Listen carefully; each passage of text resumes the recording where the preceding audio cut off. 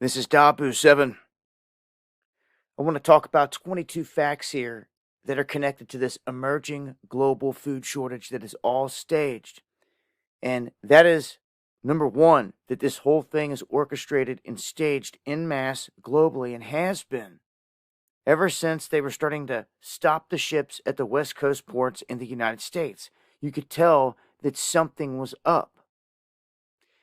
Now, this is going to be something that's kind of like boiling the frog, kind of a slow kill that's going to happen throughout this year, and it's already begun.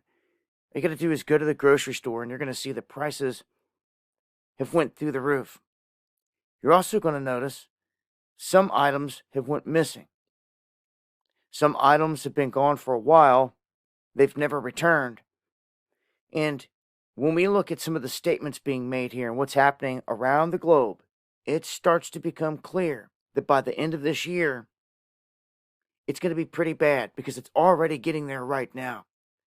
Now, one of France's most important government officials is telling us that we should brace ourselves for an extremely serious global food crisis.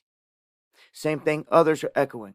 Joe Biden recently admitted that food shortages are going to be real, and they're openly using the word famine to describe what is coming. Germany, as of yesterday, announced that supermarkets are going to have items go up 20 to 50%. Rationing has already begun in Spain. Rationing has already begun in Greece. The head of BlackRock put out an ominous warning, saying that this is going to be the first time that this generation is going to have to go into a store and then not be able to get what they want. So the writing's on the wall, and they're making it clear. This is what's happening.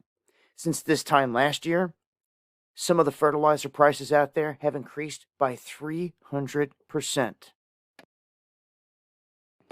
Many farmers in Africa are not going to be able to afford fertilizer at all this year. It's being projected that this will reduce the agricultural production by the amount capable of feeding 100 million people. Russia is normally one of the biggest global exporters of fertilizer, but that's stopping along with Belarus. In a typical year, Russia and Ukraine collectively account for about 30% of all global wheat exports, which is getting clipped and shut down. Half of Africa's wheat imports usually comes from either Russia or Ukraine. Other nations rely on wheat exports from both of those countries more than Africa does, like Armenia, Mongolia, Kazakhstan, Eritrea. And then that's not even talking about the larger buyers like Turkey, Egypt, Bangladesh, Iran. You've got Russia announcing that they're only going to export food to friendly nations. It's been announced also in the same breath of all this that there's this bird flu situation that's popped up. Some 5 million egg-laying chickens in Iowa have been put down because of it. And they're saying that the death toll connected to this in Iowa alone is pushed beyond 13 million.